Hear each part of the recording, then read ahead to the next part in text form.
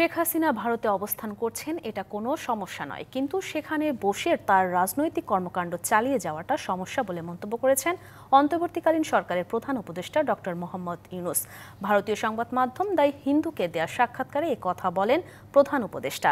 শেখ হাসিনাকে ফেরত আনার ক্ষেত্রে ভারতের সাথে দ্বিপক্ষীয় ব্যবস্থা থাকা সত্ত্বেও সরকার কেন ইন্টারপোলের সহায়তা চাইছে এমন প্রশ্নের জবাবে ডক্টর ইউনূস বলেন, শেখ হাসিনাকে ফিরিয়ে আনতে সব আইনি পথ অবলম্বন করবে সরকার। তবে কোনো যুক্তি দেখিয়ে ভারত শেখ হাসিনাকে ফেরত না দিলে দুই দেশের মধ্যে ভালো সম্পর্ক থাকবে না বলেও দ্য হিন্দুকে জানান ডক্টর মোহাম্মদ ইউনূস। আওয়ামী লীগকে আগামী নির্বাচনে প্রতিদ্বন্দ্বিতার সুযোগ দেওয়া হবে কিনা সে প্রশ্নের জবাবে ডক্টর মোহাম্মদ ইউনূস বলেন, বিএনপি চাচ্ছে সব রাজনৈতিক দল অবশ্যই নির্বাচনে প্রতিদ্বন্দ্বিতা করবে, সুতরাং তারা ইতিমধ্যে রায় দিয়ে দিয়েছে। দেশের একটি প্রধান দলের মতামতকে উপেক্ষা না করার কথা জানান ডক্টর ইউনূস। নগদের সর্বোচ্চ বার 167 টাকা রিচার্জে পাবেন 1 লাখ টাকা পুরস্কার। আরও আছে প্রতি সপ্তাহে পুরস্কার ও ক্যাশব্যাক।